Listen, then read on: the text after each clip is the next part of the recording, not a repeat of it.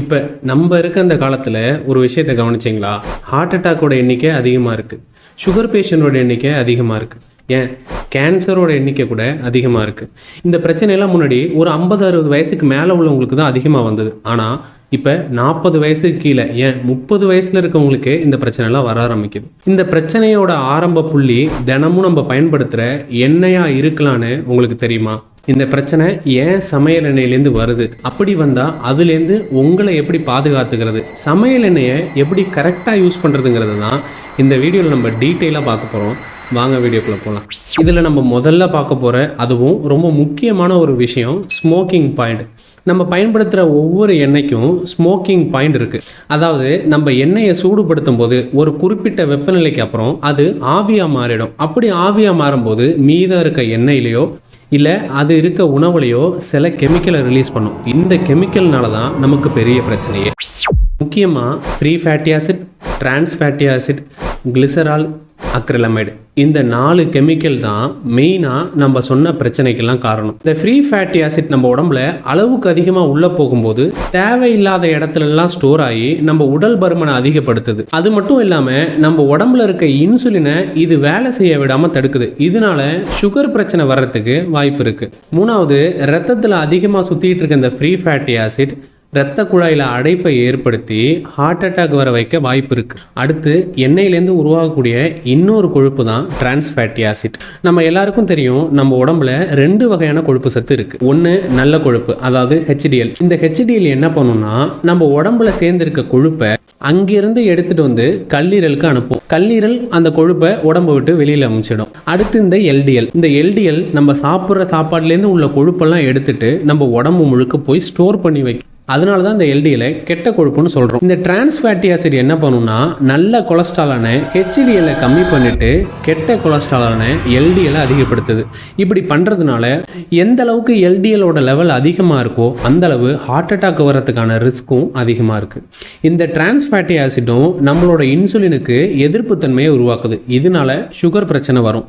இன்னும் சொல்லப்போனால் ரொம்ப முக்கியமான விஷயம், சில வகையான புற்றுநோயை கூட இந்த டிரான்ஸ் ஃபேட்டி ஆசிட்டால் உருவாக்க முடியும்.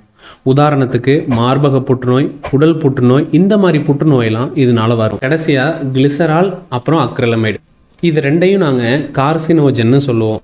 கார்சினோஜன்னா இந்த கெமிக்கலுக்கு நம்ம உடம்புல புற்றுநோயை உருவாக்குற தன்மை இருக்குது. இதுலேருந்து நமக்கு என்ன தெரிய வருதுன்னா, ஒரு ஆயிலை அதோட ஸ்மோக்கிங் பாயிண்டை தாண்டி நம்ம பயன்படுத்தும் போது, அதாவது சூடுபடுத்தும் போது அதனால நமக்கு பிரச்சனை வருது. இந்த ஆயிலோட ஸ்மோக்கிங் பாயிண்ட் என்ன, அந்த ஆயிலை எந்த மாதிரியான சமையலுக்கு பயன்படுத்தினா நமக்கு பிரச்சனை வராதுன்னு நீங்கள் முதல்ல தெரிஞ்சுக்கணும். இந்த தேங்காய் எண்ணெய், நல்லெண்ணெய், அப்புறம் இந்த ஆலிவ் ஆயில், இதெல்லாம் ஒரு 350லேருந்து 410 டிகிரி ஃபாரன்ஹீட்டில் ஆவியாக மாறிடும். அப்போ இந்த நல்லெண்ணெய், தேங்காய் எண்ணெய், இந்த மாதிரி எண்ணெயெல்லாம் நீங்கள் வதக்கிறதுக்கோ இல்லை தாளிக்கிறதுக்கோ பயன்படுத்திக்கலாம். ஆனால் வறுக்கிறதுக்கு இதை பயன்படுத்தாதீங்க. சரி, அப்போ வறுவலுக்கு நான் என்ன பயன்படுத்துறதுன்னு நீங்கள் என்ன கேட்டால், பாம் ஆயில் பயன்படுத்தலாம், கல்லெண்ணெய் பயன்படுத்தலாம், ரிஃபைண்ட் ஆயில் பயன்படுத்தலாம். இதெல்லாம் ஒரு 450 டிகிரி ஃபாரன்ஹீட்டில் தான் ஆவியாக மாறும். அதனால வறுவலுக்கு இதை தாராளமாக பயன்படுத்தும். இதெல்லாம் விட நெய்யுக்கு தான் அதிக ஸ்மோக்கிங் பாயிண்ட் இருக்குது. கிட்டத்தட்ட 600 டிகிரி ஃபாரன்ஹீட்டில் தான் இந்த நெய் ஆவியாக மாற ஆரம்பிக்கும். நீங்கள் வறுவல் செய்யும்போது அந்த எண்ணெயோட இந்த நெய்யை கொஞ்சம் சேர்த்து பயன்படுத்தும் போது அவ்வளோ சீக்கிரம் இந்த ஆயில்ன்றது ஆவியாக மாறாது. இதெல்லாம் விட ஒரு பெஸ்ட்டு மெத்தட் இருக்குது. நீங்கள் சமைக்கிறது எந்த எண்ணெயாக இருந்தாலும் சரி, அது கூட தண்ணியை ஊற்றி காய்கறியை வேக வைக்கும்போது அந்த எண்ணெய் ஸ்மோக்கிங் பாயிண்ட்டையும் தாண்டாது, அதே மாதிரி தண்ணியோட சூட்டில் அந்த காய்கறியும் வெந்துடும். அப்போ அந்த பஜ்ஜி, பக்கோடாலாம் எண்ணெயில் தான் பொரிக்கிறோம். அப்போ தண்ணி சேர்த்து பொரிக்கலாமான்னு உங்களுக்கு யாருக்கும் சந்தேகம் வராது. ஒருவேளை வந்தாலும் ட்ரை பண்ணிடாதீங்க. நான் சொன்னது வதக்கிறதுக்கு மட்டும்தான். எந்த ஆயில் எடுத்துக்கிட்டாலும் அதில் 3 வகையான கொழுப்பு சத்து இருக்குது. ஒன்று சேச்சுரேட்டட் ஃபேட், 2வது பாலி அன்சேச்சுரேட்டட் ஃபேட், 3வது மோனோ அன்சேச்சுரேட்டட் ஃபேட். நான் ஃபஸ்ட்டு சொன்னேன்ல சேச்சுரேட்டட் ஃபேட், இது ஏதாவது ஒரு எண்ணெயில் அதிகமாக இருந்தால் நம்ம உடம்புல கெட்ட கொழுப்பான LDL அதிகப்படுத்தும். அந்த எண்ணெயில் பாலி அன்சேச்சுரேட்டட் ஃபேட் இருந்தால் அந்த எல்டிஎலை கொஞ்சம் கம்மி பண்ணும். ஆனால் எண்ணெயில் மோனோ அன்சாச்சுரேட்டட் ஃபேட் அதிகமாக இருந்தால் இது எல்டிஎலோட அளவை நல்லாவே குறைக்கும். இப்போ இந்த டேபிளை பாருங்கள், இதில் ரெட் கலராக இருக்கிறதோட அளவு வந்து சேச்சுரேட்டட் ஃபேட்டு, அதே நீல கலராக இருக்கிறது பாலி அன்சாச்சுரேட்டட் ஃபேட்டு, அதே மஞ்சள் கலராக இருக்கிறது மோனோ அன்சாச்சுரேட்டட் ஃபேட். இந்த தேங்காய் எண்ணெயை பார்த்தோம்னா 92% சேச்சுரேட்டட் ஃபேட் இருக்குது. இது கெட்ட கொழுப்பை அதிகப்படுத்தும். அதுவே பாமாயில் 52% இந்த சேச்சுரேட்டட் ஃபேட் இருக்குது. ஆனால் நல்லெண்ணெய், கல்லெண்ணெய் இதிலெல்லாம் பார்த்தீங்கன்னா ஒரு 15-18% மட்டும்தான் சேச்சுரேட்டட் ஃபேட்டி ஆசிட் இருக்குது. அப்போ இந்த சேச்சுரேட்டட் ஃபேட்டு எதில் கம்மியாக இருக்கோ அதுதான் நம்ம யூஸ் பண்ணுறதுக்கு கரெக்டான எண்ணெய். அப்படி பார்த்தா இந்த ஹேசல்நட் ஆயில் இருக்குல்ல, அதில் வெறும் 7% தான் இருக்குது. அதோட விலை 1 லிட்டருக்கு 1000 ரூபாயிலேருந்து 3000 வரையும் இருக்குது.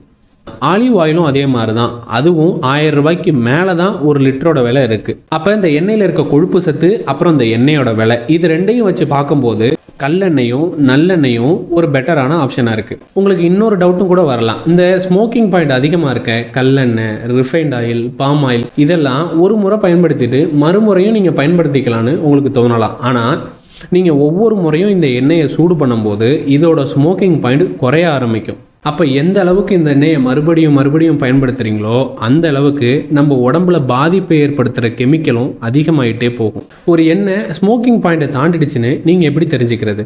அந்த எண்ணெயை கொதிக்க வைக்கிற பாத்திரத்தை பார்த்தாலே தெரியும், அங்கங்கே கருப்பாக படிஞ்சிடும்.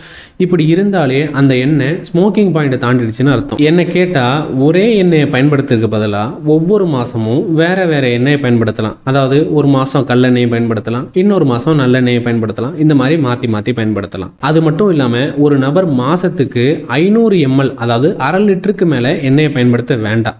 3 பேர் சேர்ந்த குடும்பமாக இருந்தால் ஒரு 1.5 லிட்டர் பயன்படுத்தலாம் ஒரு மாதத்துக்கு. இதுவே ஒரு 5-6 பேர் இருக்கீங்கன்னா 3 லிட்டருக்கு மேலே பயன்படுத்தலாமான்னு கேட்டால் இல்லை, 2.5 லிட்டருக்குள்ளே தான் நீங்கள் பயன்படுத்தணும். அதுக்கு மேலே பயன்படுத்த நமக்கு பிரச்சனை தான். ரொம்ப ஒரு முக்கியமான விஷயம், உங்களுக்கும் சரி உங்கள் குழந்தைங்களுக்கும் சரி, வெளியில் எண்ணெயில் பொரிச்ச உணவுகளை வாங்கி சாப்பிடாதீங்க. ஏன்னா அந்த எண்ணெயை எத்தனை முறை பயன்படுத்தியிருப்பாங்கன்னு நமக்கு தெரியாது. அதே மாதிரி அது புது எண்ணெயானும் நமக்கு தெரியாது. நான் சொன்ன இந்த விஷயத்தில் ஏதாவது டவுட் இருந்தால் கமெண்ட் பாக்ஸில் சொல்லுங்கள். இல்லை வேறு ஏதாவது வீடியோ போடணுனாலும் அதையும் கமெண்ட் பாக்ஸில் சொல்லுங்கள். இன்னும் இந்த மாதிரி விஷயங்களை நிறைய தெரிஞ்சுக்க நம்ம சேனலை சப்ஸ்கிரைப் பண்ணுங்கள். நான் உங்கள் டாக்டர் அருண்.